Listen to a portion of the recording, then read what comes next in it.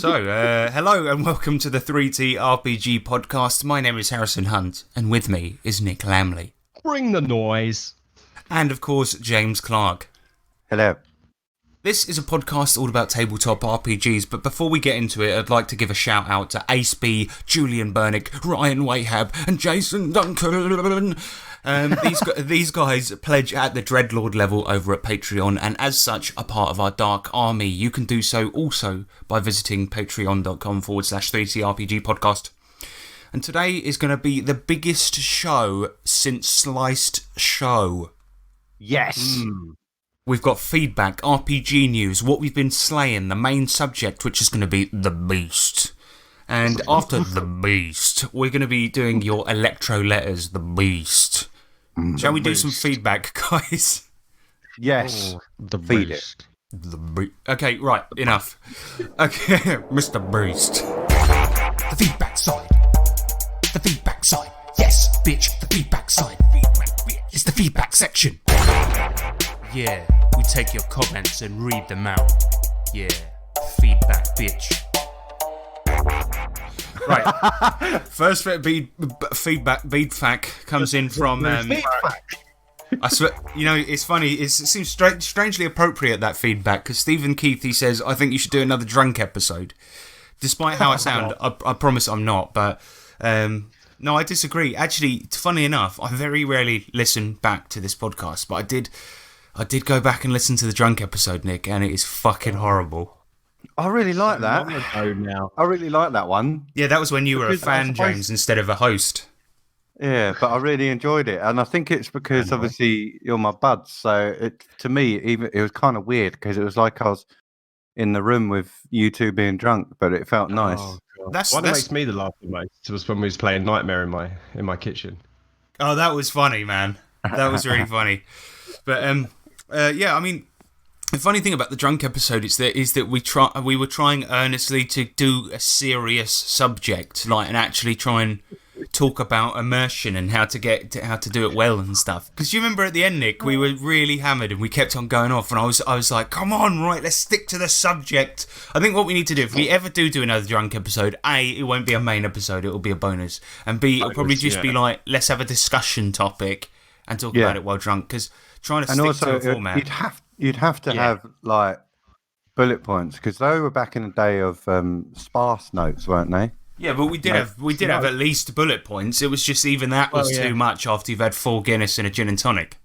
Yeah, well, that is it, yeah. Because what we did is we went to the shop, and while we were there, Nick rolled her dice on the Sainsbury's floor. Imagine that now with the pandemic.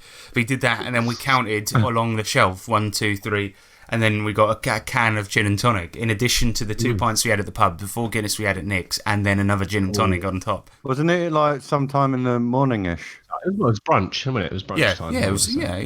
Good. Yeah, it was 10 in the morning. Yeah. Oh yeah, because that always, day drinking always hits you hard. We made a day of it. To be fair, it was really good fun. Actually, we should have a look, because it was a good. We just got drunk and put the dictaphone on, didn't we? It was certainly fun for us. I don't know about the listeners, but yeah, we should do that again. No. The 3 of us, but we'll do a bonus episode or something. I mean, whenever the 3 of us have got together, we do often just get the phone out and we'll be like so drunk, we'll be like, "This is so profound. Record this.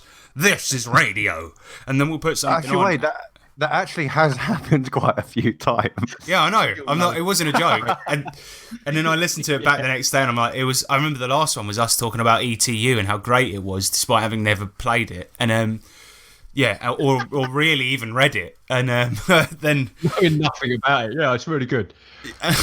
Anyway, next one comes in from Rachel Gator. She says the feedback section jingle is sick. XD. Thank you very much. Yeah, all the jingles are made by me. If you want subpar jingles for a high price, get in contact. And this is the best feedback of the week. It comes in from, I don't know if you heard about this, little product called Mork Borg. The product itself, its Twitter page, retweeted our last episode, and they said, thank you 3T for this in-depth and hilarious run-through of the game and its setting, rules and presentation. Who is pleased? Yes, boy. I was so pleased about that when I saw that. Well, and I'll just say to them, I'm telling them now, thank you for the tweet, and then they'll retweet saying thanks for the thanks, and we'll keep this going. Because tell you what, Lovely. that last episode performed very well. I was very pleased. Very nice. Yeah, but yeah, thanks to those guys for tweeting that out. It's always nice when the publisher gives you recognition, because let's be honest, we're making art from their art. Exactly. Is that safe to say? Is this art? What we're doing now?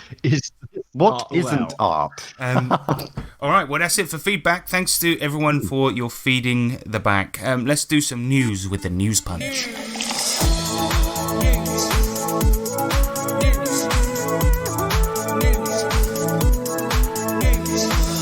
Oh, yeah, News Punch. So the first bit of news comes in from the world. So it's the punk band, the Dead Milkmen, are releasing a D&D module called The Lost Tomb of the Bitchin' Chimera. And before you react, just hold it for a second, because I know what you're thinking. This punk band, they've never ever played D&D in their life, but sometimes it's good to have outsider art, like somebody who's not part of the hobby, so they can come up with something original. Good idea. But this is being published by Severed Books. Now, I'll forgive you if you don't remember who that is, but that's Justin Soroy's company. Oh, no.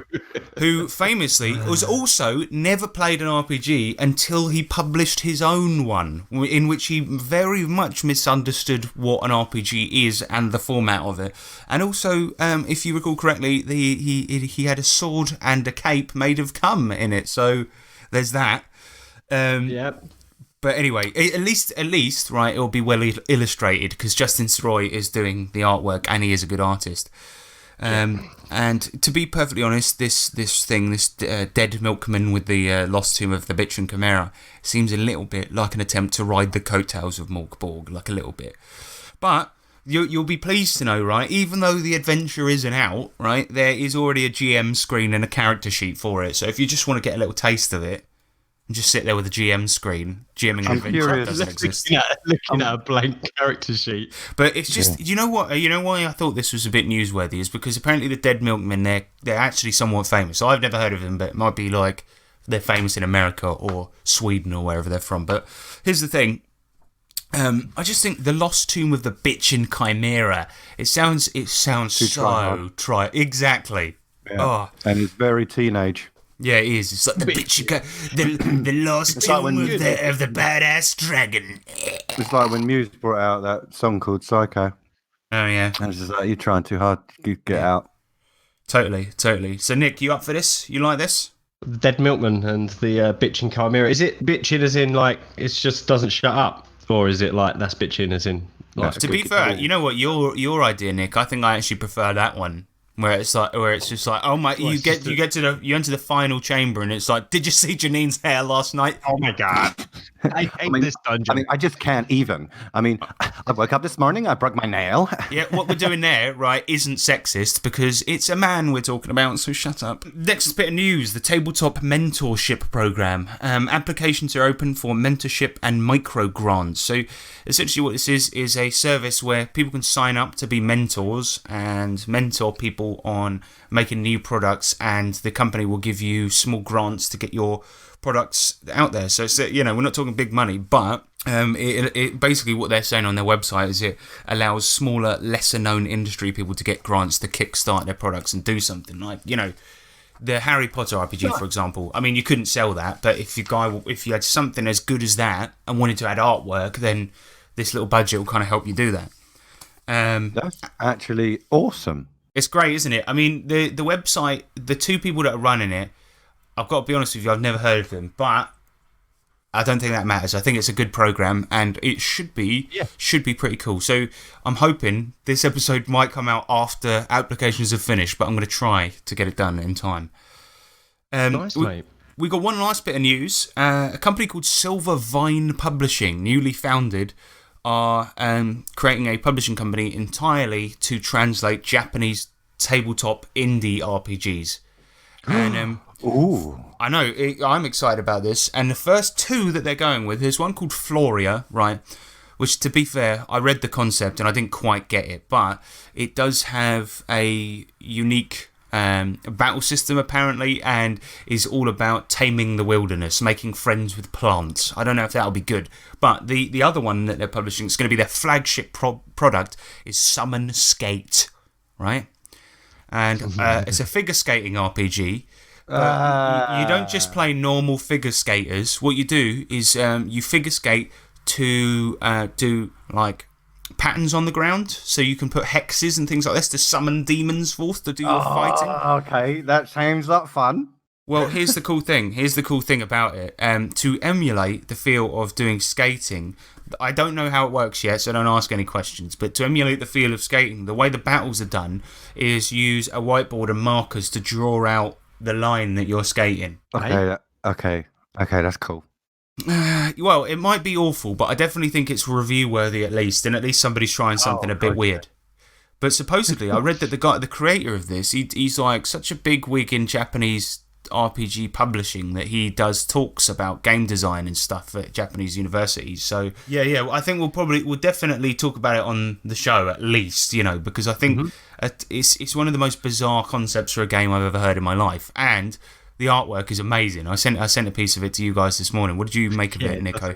It's like someone like slicing the ice, and then you've got all these kind of like monsters in the background, and like it looks like some kind of dog spectre attacking something else, or with gloves on. Sure. And it looks so serious as well. If you imagine D&D artwork applied to monsters and figure skating, it's just ridiculous. Yeah, it's true. Yeah, it looks good. Straight away I was like, look at that art. That looks good. But I it looks think pretty badass. The guy that makes it, whatever type of crack he's smoking, give me some of that, because it seems to be... Send us some over, mate. Right, let's get on to what we've been playing. And one of these. Oi, yeah. What you slaying? All right. So Nick's on a sort of mini break from RPGs at the moment, owing to the pandemic. He'll be coming back soon. I think it's still valid for you to be on the show and discuss them, because you're still in the hobby. It's just you're taking a small break, but yeah, I hope so. Imagine if you came back and there was like another guy called Nick, or just another guy with like a beard and a hat on, and we were like, I'm sorry, we just needed another Nick, and he's like, my name's Paolo, and we're like, shut up, Nick. Yeah, you're Nick now. Okay, when can I go home? Never. We just look. It's not like Nick personally that we want at the table. It's just a guy with a beard. That's all I need. And a hat. Yeah. Oh, sorry, Nick. No, you are missed. But anyway, I know I missed it. Don't worry. The weekly game. So we've been doing this thing where basically it's an old school Essentials game, and the party are they've celebrated heroes. We got to the original end of the first arc, and they're landowners, property owners, business owners, heroes, and they're very well known throughout the world. So when the world entered an industrial age and started mining the life stream from the planet and using its energy to power devices, the planet got upset and fought back. So the planet itself is a living thing. And that's where we're at the moment. At the moment, the players, the characters are trying to unite the three gods and the three powerful items that they watch over in order to gain enough power to fight the Earth literally and regain control of it. And it was pretty good. I mean, there's not really much to report at the moment, because essentially the last 2 episodes have been a dungeon crawl. They've been trying to go through this dungeon to get a thing called the Orrery of the Watcher, which is basically an astrological diagram model, right? That allows them to see any place in the world as long as they can focus on it for a minute and things like this. Oh. And it's one of the powerful items, and they essentially got it and used it to see there's this thing called the World Tree, which kind of tells you what the state of the world is in, and it's like this floating tree that floats above the planet. They look at it and they see its leaves are dropping off and it's making this strange sound, crying, and they realise they've got work to do. They've got to get the 2 other items. One of the characters, it was kind of a serious moment where we turned the music off. I put the sound on, and like the god that helped them to see this was like, "You can hear the planet. It's crying. It's in pain." And one of the players just went, "Cheer up!" and I was like, it was Grant Shaftesbury, Ryan's character. So this guy's, he's a builder, he's a bit brash, and I said, "All right, roll charisma." He rolls, and I'm like, the planet doesn't react in any way. One of my favourite parts of this dungeon, right, was that one of the characters, this little Sverfneblin called Urchin Fiend, he had a password to get to the 3rd level of the dungeon. I'm fairly certain he was confident that it was the password to the door to get to the 3rd level of the dungeon. When they get there, they see a staircase leading up and they see a staircase leading down. Which is guarded by this drow jester who always speaks in rhymes. And they were like, right, they see the door, they see it's got a thing for a code on it, and Urchin immediately is like, I think I know what to do there. But they just check down the stairs and they go, right, what's down the stairs? And this jester's like, if you go downstairs, down flights of stairs 3, you will see there are many levels there be, and all of this stuff. And then it turned out, there was a sub-level 2.5 and then 7 other sub-levels beneath that to try and figure out the password. And then they look over and Urchin's like, right, I've unlocked the door. The jester was kind of pissed off, and she said that she was upset that people keep coming through, attacking her, taking the piss out of her. So they've now hired her. And it was funny because the discussion kind of went like the zoo.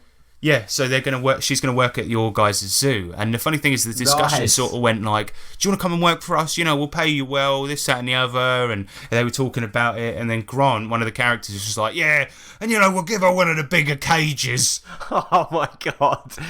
Put it straight in. So Grant was thinking about making an attraction out of her.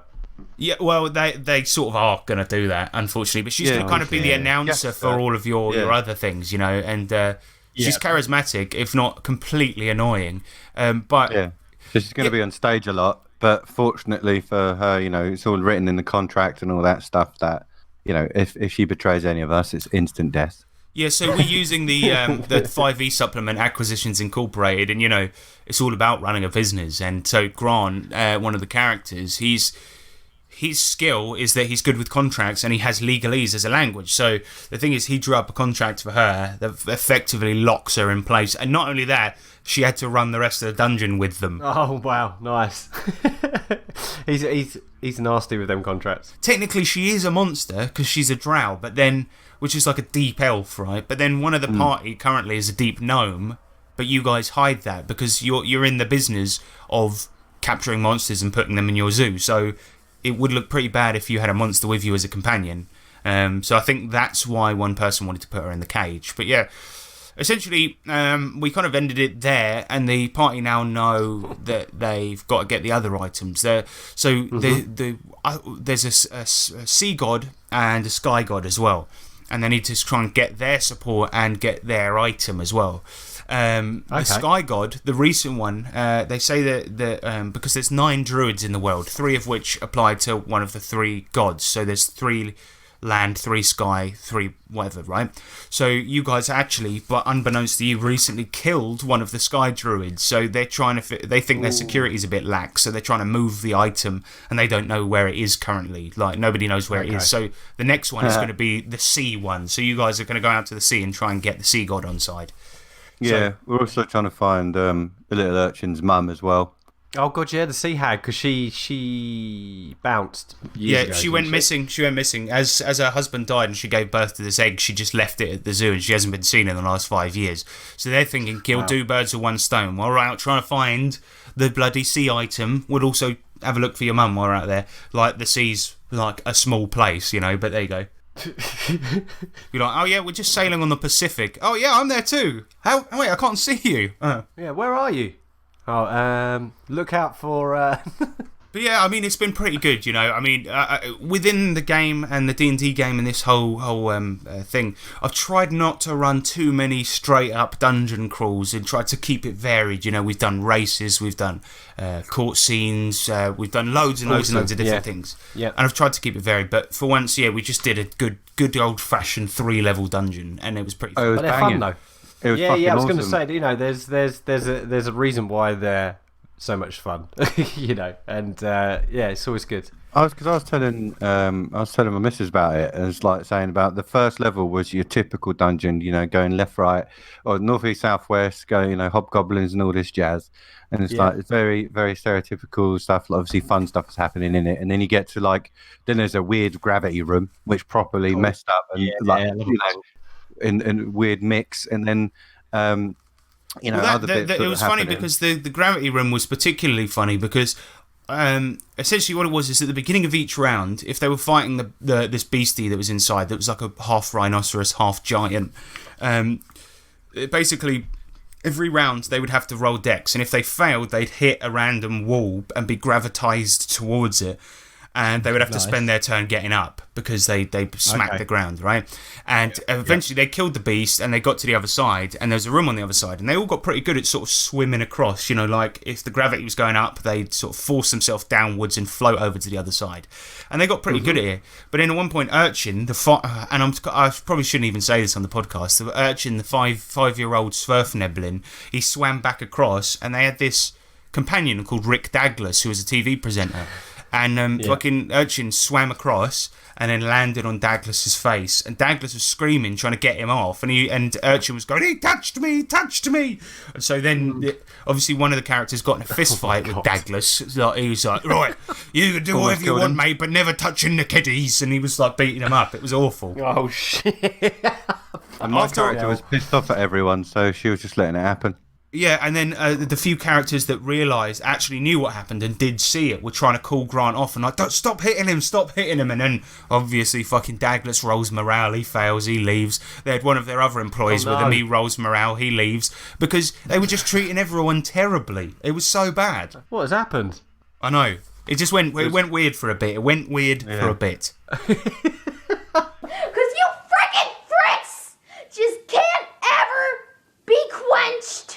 Your fantasies can't ever be quenched, can they? You frickin' fricks! When will you learn? That your actions have consequences? See, the level of the dungeon that we played last sesh was amazing. I loved it. It was all foggy, floating platforms that you couldn't see past, and you had to walk. Yeah, so because it's a woodland-themed dungeon, because it's the land god's dungeon, it kind of it was floating. It was a whole floating island in extra-dimensional space in the second floor of the dungeon, basically.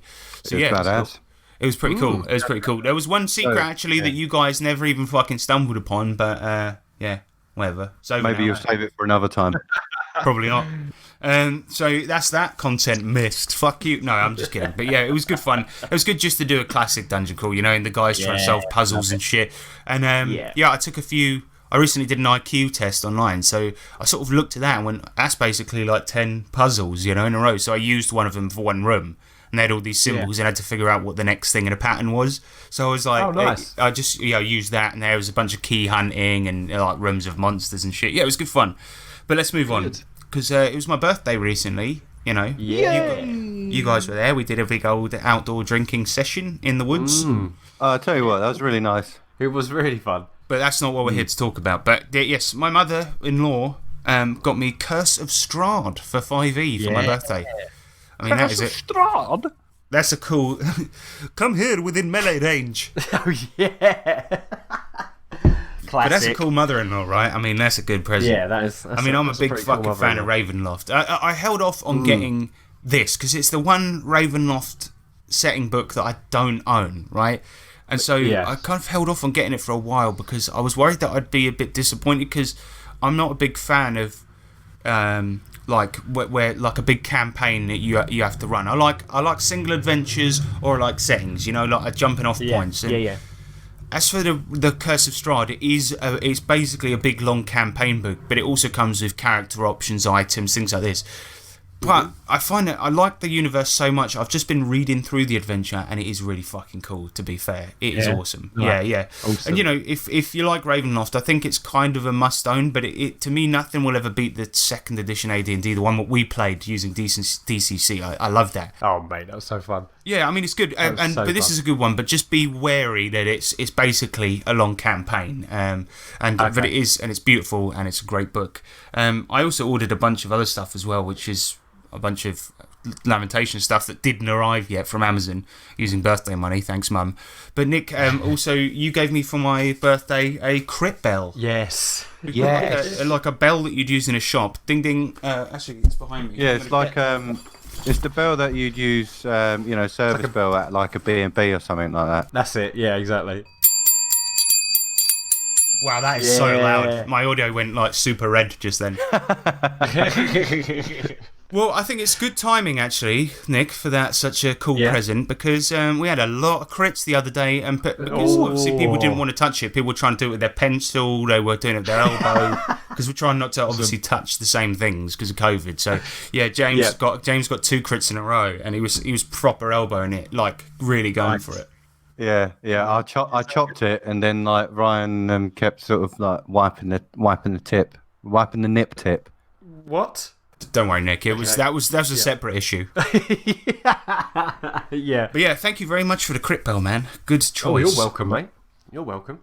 All right, and that's it for what we've been slaying. Let's get on to the main subject with the beast. The burst.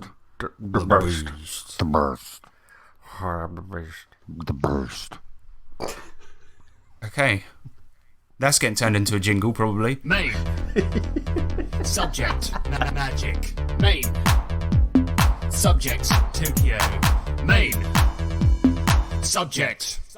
There are many solo RPGs out there, some of the most famous examples being Tunnels and Trolls, which is optimised for solo play, or 4 Against Darkness, which attempts to emulate dungeon delving with mixed success. But of all of these, none are quite so conceptually odd as The Beast, an unsettling erotic game for one. A game in which you use cards as prompts to roleplay by yourself and create a diary of your adult encounters with an alien monstrosity. I'd just like to point out now that I'm aware that my mum listens to this podcast. Stop listening now, please, Mum. Yeah. So, that's what we're going to be looking at today. The game that is so generically named it's impossible to find on Drive-Thru-RPG. The Beast. Also, can I just, before we start, can I just say one thing about 4 Against Darkness? Yep. Don't call it that. It sounds like a multiplayer game. It does. It's a solo game. It does. Yeah, call it 1 Against Darkness. Yep. Right. Anyway, sorry, that's my rant over, alright? The rant of the week. Alright, so the Beast, right? First of all, before we get into the actual game, there is something about it already that pisses me off, right? Basically, the game is done in portrait orientation and is meant to be printed in a double-sided manner. And Adobe Acrobat doesn't really know what to do with that, so resulting in you have to flip the PDF every other page or read every other page upside down. What? Yeah. I ended up turning the whole thing sideways and just sort of settling for a happy medium and reading it entirely sideways. With your head just tilted to the side. Yeah, exactly. So I'd tilt it to the right, then the left. So that already winds me up. And I get, obviously, that the thing is supposed to be printed and read, but I'm not going to print 62 full colour bloody pages out of my home printer, am I? Anyway, we'll get into the game in a second, but I just want to say the format of what we're going to do here on today's main subject, because The Beast, is actually quite short. So what we're going to do is we're going to kind of do like a little run through of the game. We're going to play it together, right? And I know it's a solo game, but the three of us are going to kind of come up with the answers together. Okay. So it's going to get weird. It's going to get weird. Oh, yeah. Strap in. So the game has absolutely no intro or anything, right? So if you didn't read the Drive-Thru-RPG page, you'll have no idea what's going on. But to be fair, who is going to play this without knowing what it is, you know? Yeah. So the book starts with basically a rules summary. So listen up, guys. Here's how it goes. The game, as we know, is about filling out a diary each day based on your monster fondling. And it's supposed to be played for 21 days. So first day, you fill out the Beastionnaire, where it says... It literally says this. It says, I have sex with the beast, it's a secret, right? That's the concept. So, and it prompts you to circle a bunch of stuff to determine what the beast is like its smell, where you hide it, what its skin feels like, what about it arouses you and what disgusts you.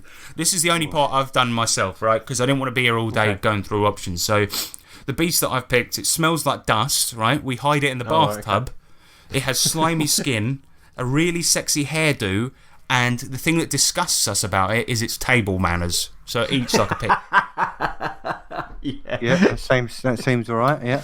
Right, so these are the options we've picked, and we'll come back to our beast when we get to further parts of the game. So I think we should give our dirt-smelling slime man a name. Ooh. Slyman Montgomery. Slyman Montgomery. Christ, that is good. Okay. I love the name. It's like Slyman is like the the sort of name you'd give to like a guy called Simon that you didn't like at school. Take that, Slyman. I'm just writing it down on this bit of paper. Slyman Montgomery. Right. So that's basically the Beastie and Air. Once that's done, right, what you're supposed to do, all the other pages, they're called cards, but they're not, they're pages, right, because it can't be a card if it's not on card. So the game comes with basically a deck of them. So you print all of those, make a deck of them, and on each subsequent day you pull a card, and this will describe what happened that day. So we're going to go through a few days here together, and we'll kind of discuss it, and then by the end of what we think is the most interesting option out of all three of ours, we'll pick that, right? So, okay. Day one, you filled out the Beastie and Air. Day two, you draw the following cards. So I've drawn these all in advance at random, right? The first one we get is the Beast is sick. Slyman is sick. Are you still having sex with it? What did you have to do to change the way you do it? Do you see what I mean? Because I texted the guys and said, I think this might be too weird. That's all right. It's all right. Is it too weird? No, we've got to carry on now. I mean, because if we don't do this, I've got nothing else prepared, so I think we have to stick with this. We're rolling with this. So, are you still having sex with it? Yes, of course. Of course. That's the point in the game. That's the whole point of the game. What did you have to do to change in the way you do it? Okay, so wait, is it left open to interpretation? As in sick, unwell, or sick of puke? No, it's unwell. It's unwell. Okay. We'll go around the table. Nick, your answer. You sound like you've got something good brewing up there. What did I have to change? So I've had to rethink my delivery method. Delivery method? Is that what you call it? Not well, today I am. Okay. So so you've had to rethink your delivery method. The one I kind of thought of for this, right? It's like, yes, of course I am, right? I've got a monster in my bathtub, right? And I'm grateful, right? I think, personally, at this point, because the Beast is sick and I don't want to catch any otherworldly disease, I've made a homemade hazmat suit out of bin bags and strapped them to myself, but only the John Thomas is poking out the front. So, as this yellow guy comes walking... Well, no, it'd be like black bin bags, like all taped up with duct tape. Oh yeah, sorry, I forgot it was homemade. Yeah, so it's it must be hot as hell. Yeah, it is. It's hellish. Sweating in there. The amount of calories being lost, Nick, is crazy. Do we have to run the bath to hang out with Slyman? I would guess we would. Well, it's funny that you say that because he has slimy skin, so I would say that's probably the reason we keep him in the tub, right? Yeah. So you got to wash some of the slime off before you do, because otherwise you might slip over the back of him and fly out the window. Well, this is it, and he's like, if he's not handled correctly, he's like a slippery bit of soap, isn't he? All right, so are we sticking with the homemade hazmat suit for the answer to the first one? Do you guys want to make any alterations to this? I like it. Wait, add this alteration because they're sick and unwell. You think they're a bit weak, so chuck him on a sex swing. Okay, Whoa. well, the thing is, Slow down. if we're hiding him in the bathroom, I don't know if there'll be one in there, but what if you've rigged a shower curtain? No, I mean, what you could do is just lean him over the bath, though. All right, let's put it this way. Okay, so you're in a hazmat suit, and we're doing most of the work at this point. Yeah. All right, perfect. We could put a little bit of Olibus oil in the bath to maybe help him with his sickness. Yeah, that's a good idea. I mean, I like the way you pronounce that. Olbus oil, for those that didn't quite get What that. did I say? Olibus. Olibus Oil, is he another guy that's joining in on this? We'll put a bit of the changes are there's a hazmat suit, we're doing most of the work, and there's Olibus Oil in the bath, so it smells better than it usually does in there. There you go. The dust smell's being masked a little bit. All right, next day, right? And to be fair, not all of it has to be about diddling, right? Because some of it is just how it's affecting your life. So let's put it this way. Next day, the next card we get is how did you change your schedule now the beast is in your life? Bear in mind, you're still living your life, but there's a beast in your bathtub. So I'll start with James. How do you think your schedule will be changed by this? Our schedule. We're controlling the same man. Okay, I think it's the schedule, right? So you're working, you're out the house, and you're working. But during your lunch, the change in what you've had to do is you've purposely had to make sure you find a secluded spot at lunch so you can have a power nap, because quite obviously we deal with the beast very, very late in the evening. So this is when you're back from work and it's been rigorous. That's a surprisingly mature answer. How about you, Nick? Yeah. Well, I was going to say that due to the Beast's introduction into our life, our cleaning regime's probably been upped because, any excuse to get in the bath right with the Beast. There's So all sorts I would of argue there's all sorts of liquids and slimes up the wall. Yeah. So I would argue that this person's probably the cleanest they've ever been. Well, maybe, I don't know, because they're having so many baths. Well, they're just in the bath a lot with the Beast, so they're actually bathing maybe 3 to 4 times a day rather than the normal one that most people would.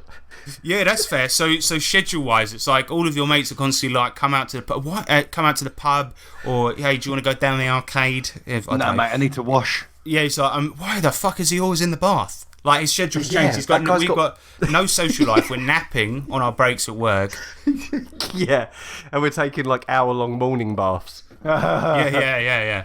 Oh, gross. All right, fair enough. I think those are both really good suggestions, so we'll lock those in, right? All right, good. The next one, right, and this is where it's going to get a bit heavy, guys. And bear in mind, this is an alien monster that we're doing, right? So next card. What are the symptoms of the disease you caught from the Beast? Sorry, a burp just rose up there. Maybe that's what it could be. So the hazmat suit didn't quite work. It tore day one, and you were like, well, fuck it, I'll stop wearing it. Well, because they're slimy, right? Yeah. Yeah. It would just be like, that is just, you have to start wearing nappies because it's just, it is now just slimy. That's the... Oh, it's your just ding dong. So yeah, it's just always slimy. What, just a constant surface gleam? Yeah, like it's taken on the properties of the Beast's skin, but only there. Yeah. And maybe So the palms of have your to hands wear- as well. Yeah, you have to wear They've got scales on them. adult nappies because otherwise you just constantly look like You you've get a wet wet yourself. patch. Yeah. People at work have started to notice it. They're like, he's always in the bath, he's napping, right? His hands are fucking scaly, so he's wearing gloves. And what's that stain? What's that stain? Only problem is as well, it's bright purple. Yes, very good, very good. I was imagining when I used to work in the bank, not there was any similarity to this, but the guy that we're imagining, I'm imagining working at a bank because I just find it really funny, like the idea that he's out back like sleeping by the safe, or he's handling people's documents. They're all getting slimy and stuck together because of this exotic disease he's got. Extraterrestrial disease. Okay, I don't think we went as gross as we could have, which is good, but I'm really sorry about this next one. I want to assure you I did this all at random. So, right, that's what's happening on that day, right? So we've got a disease from him, right? Next day, how do you make the Beast orgasm? In what way is this dangerous to your health and life? Head up there. Whatever. No, James, no. There's a certain level of extreme that I don't think we can go to. Let's keep it cheeky. Head up there. No. Yeah, because then you can't breathe. Stop it. Dangerous. Then you're wearing the Beast. I know, but you're right. You're right. That is dangerous to your health. Yeah, that's why I said it like real quick. I was just like, right. What? Oh God, this is a hard one.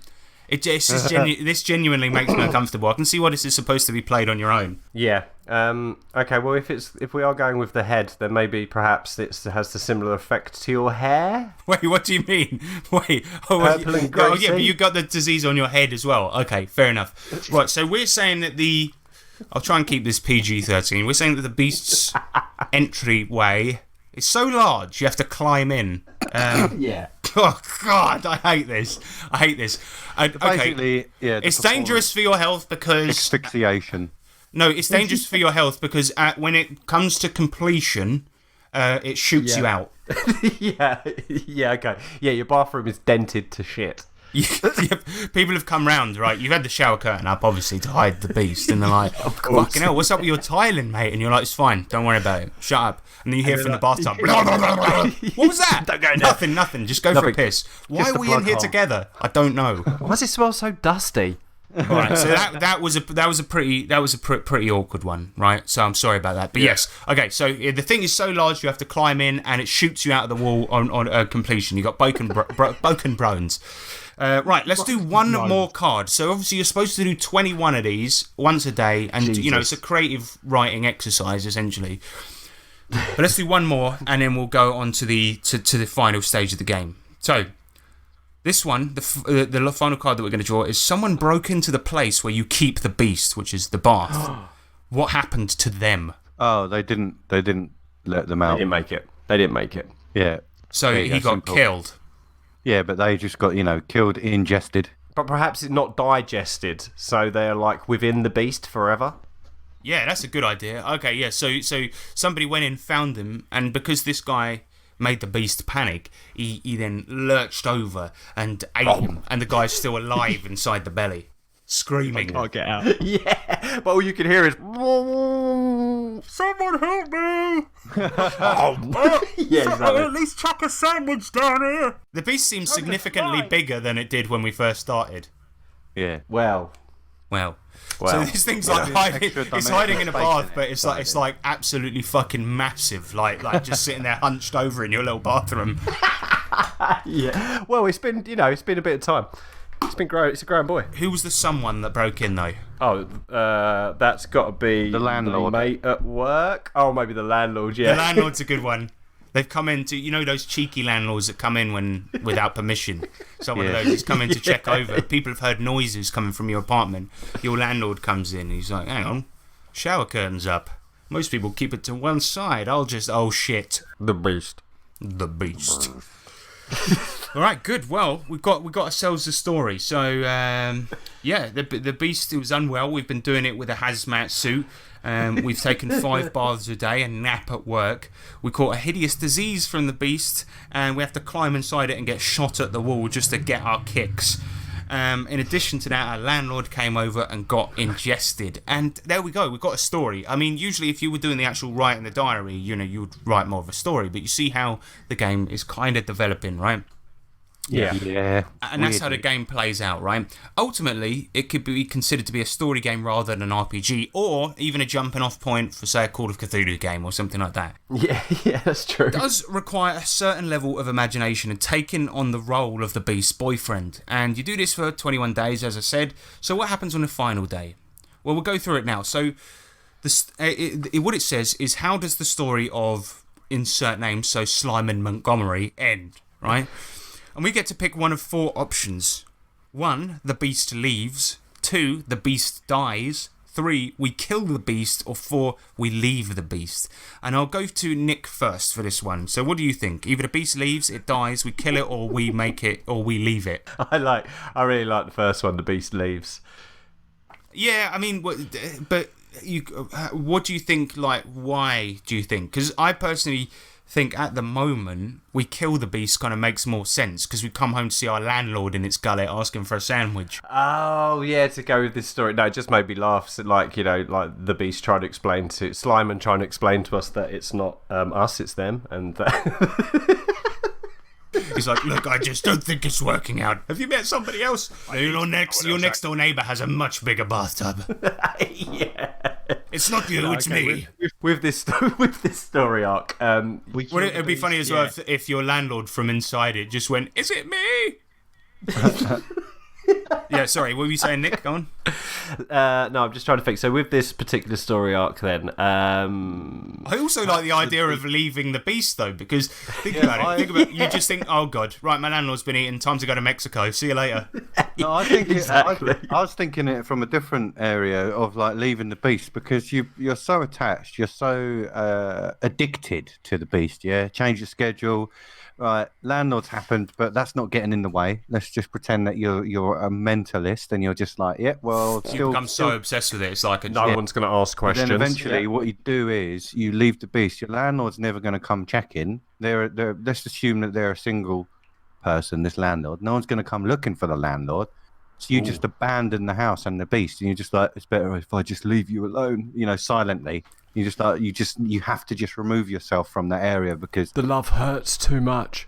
I like them. I like all of them, man. I think if we imagine this as a film, I think all of them kind of work. Like either killing it, leaving it, or it leaving is the most ridiculous one, but it is funny. So I don't know which one to go for. It's funny, and it could die. Perhaps it chokes on the landlord. Wait, so we're gonna go for it. So the beast dies. His very final act. He's trying to regurgitate your landlord back up after he begs to be released, and then it gets caught in his throat. Yeah, but this happens as they're trying to say it's not you, it's me. It's not you, it's me. It tries to leave and then dies. Trying to do the Heimlich maneuver on it, but your arms can't reach round it. Yeah.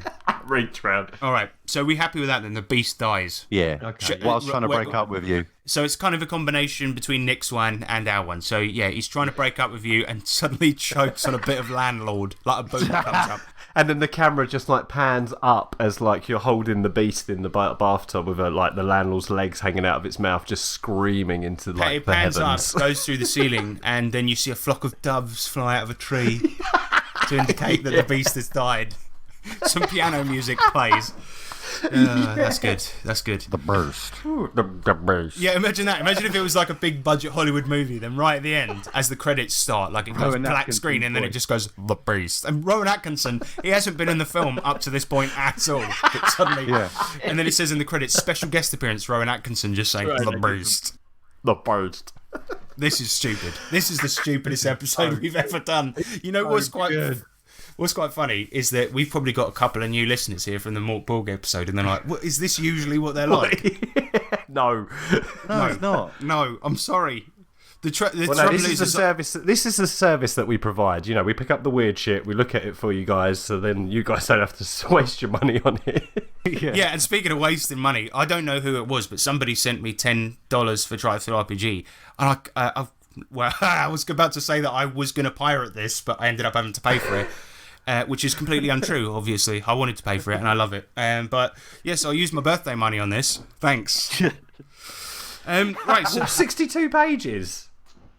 62 pages. And to be fair, Nick, it's 1 page of rules, 1 page of Beastie and Air, and then 60 pages, which are the cards that you pull with one final card. That's always the same, basically. Right. So when you build the deck, you put that last card, the beast leaves, the beast dies, etc., on the bottom.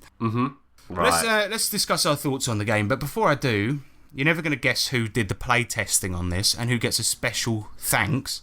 It's Paul Sage. Oh my god. That's a blast from the past. I want to cast your minds back 5 fucking years, all the way back to episode 3, where Nick had a challenge to research weird RPGs, and he found this guy called Paul Sage, who made an RPG called My Life with Master, which we spoke about in the 3rd episode. Oh my god. Yeah, and he's mates with the guy that episode. made this. Wow. Small world. Yeah. What is going on? Are we just like... We've tapped into like the dark area of RPGs, you know. Well, Yeah, think it's about like the My Dark Life with Net. Master and this. They're quite similar. Yeah, 'Cause, similar. you play a slave and the GM is your master, and you have to do what he says. I was going to say, should we do the... maybe we'll scrap Savage Net or Con next year and just do Super Cringe Con and just do the cringiest games ever. One of our friends, Connor, he suggested the same thing. He said do Unplayable Con, where it's Fatal, the Teenage Mutant Ninja Turtles, the Bible role-playing game, like all of those ones. Beneath the inverted church. Yeah, exactly. Anyway, so what did you guys think of the game? James, we'll start with you. Well, it's not for me. That's one. It's okay. As a writing exercise, I understand how it can be good. It's an interesting concept to do it for 21 days. But I do wish that the subject matter was completely different. I completely agree. I actually don't think it's a terrible concept. I just wish it wasn't about having sex with a monster. Like, because why? I mean, I don't understand. I mean, it's so bloody niche. Yeah, but like imagine for example, they did one like this that was about, say for example, being under siege by zombies and you're in a house, you know, or being trapped in a dungeon and you've been there for 6 years and strange events keep happening. You pull cards, you know, something like that, you know. Yeah. Yeah. Like, or anything that just isn't having sex with a monster. Well, I disagree. I think that the angle needs to be reworked for this game. It's not a solo adventure. It is a party game. That's what it is. It's a game for it's a la Cards Against Humanity, that kind of stuff. It's not a solo game. You should play it with 2 to 4 players and keep the subject matter. It's hilarious, but the cards and people's creativity will bring out the madness. And yeah, that's all I think it is. Just remarking Be it. mental and weird instead of But serious. make it a party and, game. Yeah. Yeah, I mean, kind of like how we did it, you know, like how we did it just now. But if we sat down, did all 21, if we did all 21 stages Think together and all Fiasco talked style. about it, Yeah. yeah, Fiasco style. Yeah, you know what? I agree because Nick, well done. among good friends who you know could have a laugh with this about. You Oh, know, you have a crack with that. Yeah. this weirdo you made this game. Let's fucking have a laugh at its expense. One thing I want to talk about is the presentation. I did actually think it was quite a laugh. Us three sitting down playing a single player game together and like going through it. And like I said, this could be the intro to a pretty good Call of Cthulhu game because you know if maybe the beast dies, but then there's the diseased guy that was the main character. You know, maybe he starts turning into one, or maybe if you have the beast that leaves, now you've got this fucking beast. You can hear human cries coming from within its belly where he's swallowed a landlord, and he's sort of hanging out in the woods, not knowing what to do, looking scared, attacking people. You know, Sad with a broken heart. but yeah, I want to talk about the presentation. It is quite terrible. I mean, there's no blurb on the back. There's no explanation. There's no artwork, and each page is done in a similar singular style. But it's not terrible, but it's just completely unremarkable. And the fact that this game was play tested is kind of weird because I don't know. I guess people actually did the full 21 days, like each day writing a page, you know, whatever. But yeah, I mean that was a short main subject, but is there not really that much to talk about? No.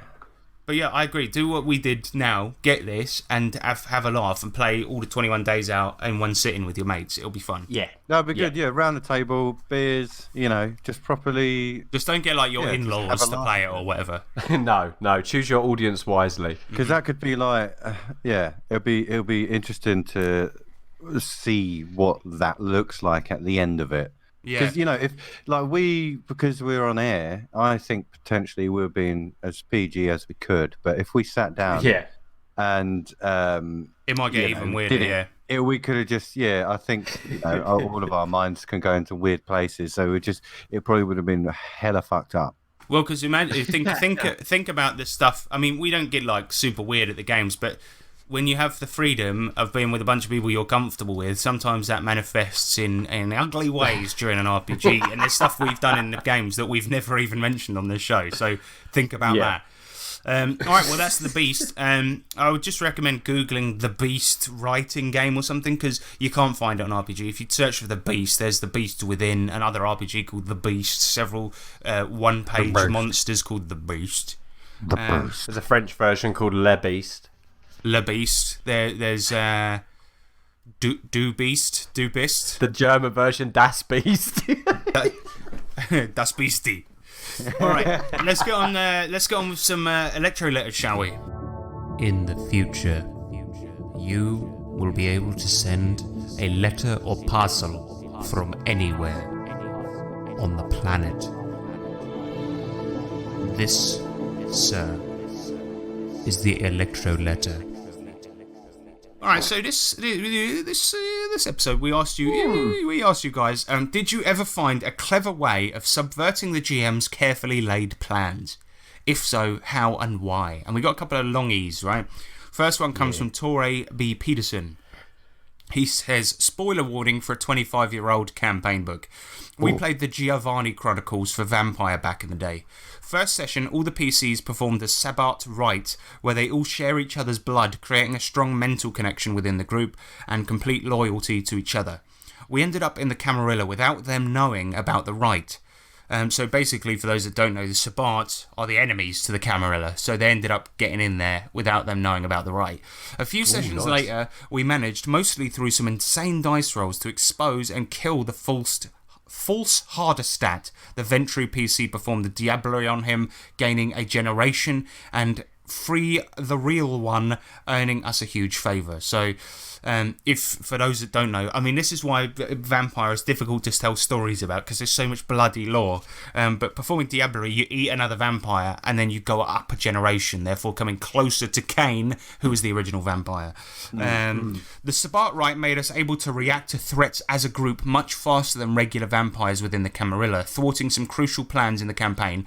And with the favours being gained, we ended up controlling North America in just a couple of 100 years after being embraced. And that is fucking awesome.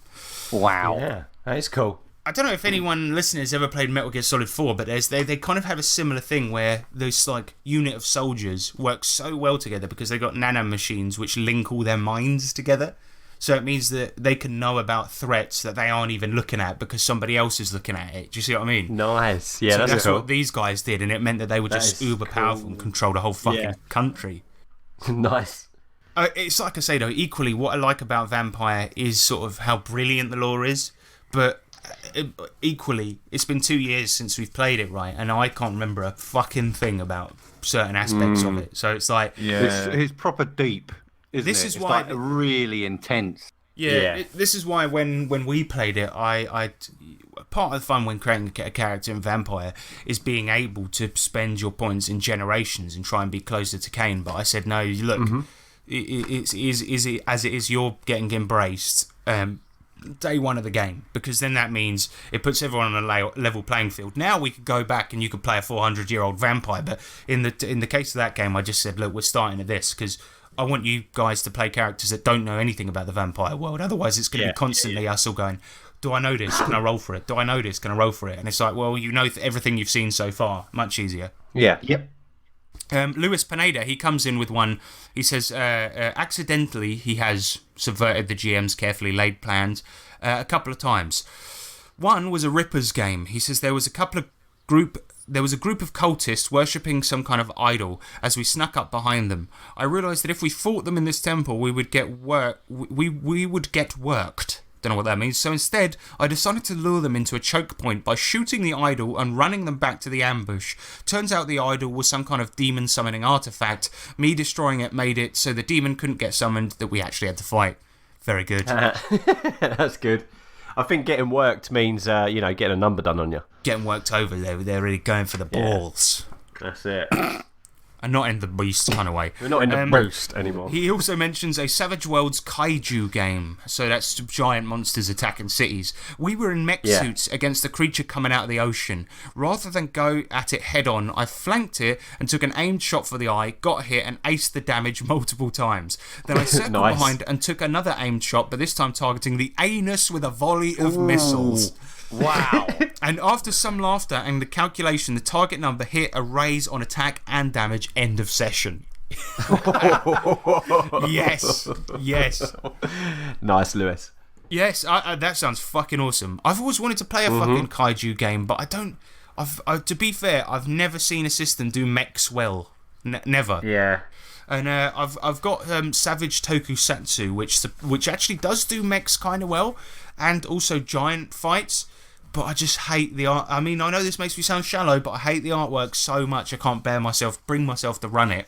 Right, number 3, Luis Pineda. He says, a 3.5 D&D game in Eberron. This is a setting with guns. He says, our group was confronted by cult warriors on a bridge connecting 2 towers.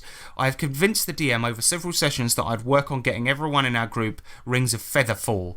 As soon as the fight started, all we did was push the warriors over the side to their deaths. One grappled me, and as we gently floated down, I used my athletics to wriggle free, and he fell too. An encounter that was supposed to get the game back on the rails for his adventure failed, because in a city of towers, why wouldn't you have rings of Featherfall? Very good point. Very good point. So they just pushed them all off. The thing holding on to him as he went down was the GM, his last-ditch attempt to keep that encounter together. You know, and make it dangerous. And then he's just, the guy's just wriggling around like a bar of soap and just goes, whoop, and then the guy just falls. Yeah. No Family Guy references, please. That's when you really need your GM to be good at improv. Yeah, but then the thing is, if a player has found a clever way around an encounter, it's not always that I think, genius, and like you deserve this win. But sometimes I just think, I was a fucking idiot not to remember this one ability they have or whatever. I know exactly what you're referring to. It's like in the Destiny game when James had that mind crystal and it just took it straight out of that big creature in one of the early episodes. I was like, oh yeah, shit. Well, I think you dealt with it pretty well on a later episode because the Hive are a hive mind, obviously. Yeah, and so James I like that. He only extracted part of the mind. That's it. And sometimes, That's it. it's being a good GM. Sometimes is knowing how to let players use their powers, but not let them overpower the whole game. I remember once I was running DCC, and there was a whole puzzle that it was D&D 5e actually. There was a whole puzzle that I'd come up with regards to getting items over a moving bridge, like a moving platform over a giant hole and like putting items on there, getting them back, switching items around to this, that, and the other. And then obviously I forget that one of the characters has Misty Step and just sort of floats over to the other side. And I was like, oh yeah. Forgot about that. Well, cool. It's one of those moments where you just sort of turn the page on your notes and just go, right. Yeah, anyway. Okay. Moving swiftly on. But, you know, if the players come with a clever thing around you, if I was Fair playing a play to game them. of kaijus and somebody shot a missile up my monster's arse, I would be like, yes, well done, mate. You deserve a win. That's so you just start clapping, yeah. Robert Woford, he comes in and he says, I am usually the GM, so I get the thrill of dangling juicy plot hooks out for the players to decide we sit in the bar because the world is dangerous. I eventually burned down the bar. They got mad because I was railroading them. Get out that bar. I've heard about that. You know, actually, and R.I.P. old Spoonie, but I remember Spoonie talking about this because his videos that he used to make, and those were very good. Counter Monkey, one of the inspirations for this show. In fact, yeah, exactly. Yeah. Me and Nick both big fans of them. And he was saying that because he talks about being a harsh but fair GM on those, and players that he ended up playing with had heard the Counter Monkey episodes, had then gone on to sort of like when they play in his games they wouldn't do anything because they thought well, we've heard you're a killer GM and we're worried that if we go outside we're going to die, so they'd spend the whole time in the inn, you know, just in their rooms with the door locked with a chair up against the door, fucking barred the windows. Yeah. That's so funny. I do get that though, like the sense of threat. I mean, I know it's all obviously imagination and fun, but you do get a bit like that when you're like, yeah, no, fuck that. I don't care if it's a plot hook or not. It sounds dangerous. Yeah. And we do have one GM in our group that has a reputation for being a killer GM, and that's my brother. And the funny thing is that he's harsh, but like, put it this way, like when it comes to, say, for example, if we've just started a game and I'm rolling behind the screen and we're 5 minutes in and an enemy goes to attack you and it's going to crit and you're going to die and that's the end of your character, we have to be fair, on occasions like that, on rare occasions like that, I will just go, oh, he misses. And, you know, my brother would never, ever, ever do that. And it's funny because it resulted in the Fallout campaign. And that's fair, and that's a fair way to GM, and actually probably better. But in the Fallout campaign, for the first part, we were trying to find shelter. The first town we got to, we never left it. Not once. The whole rest of the campaign took place within that town. Because we were like, well, if we go out, there's super mutants, rad scorpions, robo brains. How about when he did TPK, and it was like, you know, it was session 3. Fast forward 100 and then we were just like, right, that's a session. That was a primer. Yeah, that's where we learned our lesson. Basically the prologue was session 3. Our characters all finding a nuke in the desert and getting blown up by it. And then then it was like, okay, we'll restart the campaign. We'll be new characters. It'll be 100 years on from that, you know. And then we were like, look, every time we go outside, people are dying. We're staying in the village. He, by the way, is the same guy where somebody died by getting attacked by a crow in a Call of Cthulhu game. Not like a deep crow or a dark crow from another dimension. Just a crow, just a normal crow. just a peck somebody's eyes out. Normal Corvid. Yep, done. Well, to be fair, his animals are lethal. Yeah, it's like like I was saying, you know, it's like. There'll be so many occasions where it'd be like, oh yeah, you need to go investigate this grisly murder, and we'd be like, all right, fair enough. And he's like, it's in the woods. All right, we're staying in. Because you go to the woods and then suddenly you'll hear my brother go, you hear the cackle of a mountain lion, and we're like, oh shit, run. The rabbits appear beneath you. He's the only person that I know that uses the fucking stats for animals from Call of Cthulhu. I don't know anyone else that does that. Yeah, that's true, actually. We got one final GM subversion email in from Yorkus Rex. He says, I created a horribly broken grunge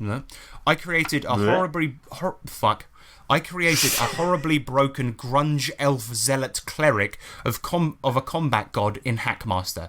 He couldn't heal much, but he could shoot a bow 3 times per round and would crit on a called shot with a range of 19 to 20. The gross gimmick was that every time he missed, the crit range increased on the following shot to 18 to 20, then 17 to 20. That's a fucking awesome feature. Additionally, the severity levels of the crits were nearly maxed out. Hackmaster used a very complicated crit table system.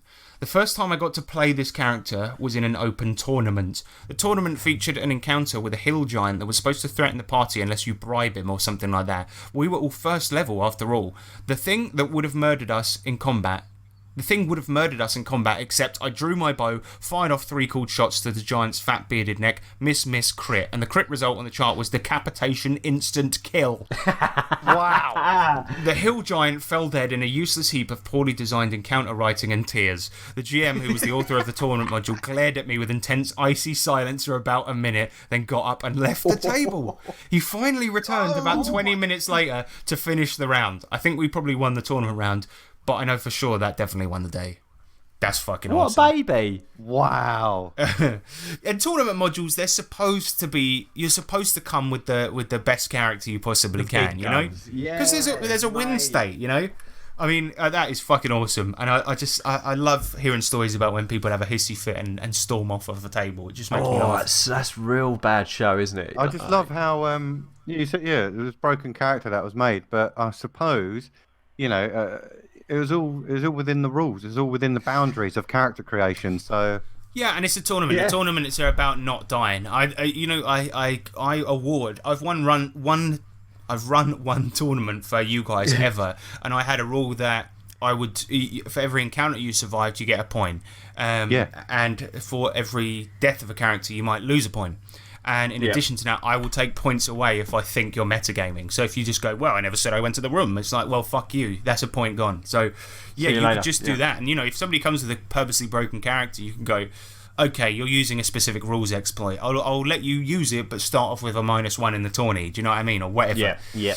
But I just imagine this guy. Yeah, let's be honest. He's fat. He's wearing glasses. He smells, and he's gone out to the bins out the back, like kicking the bins over, just like I can't believe he killed my giant.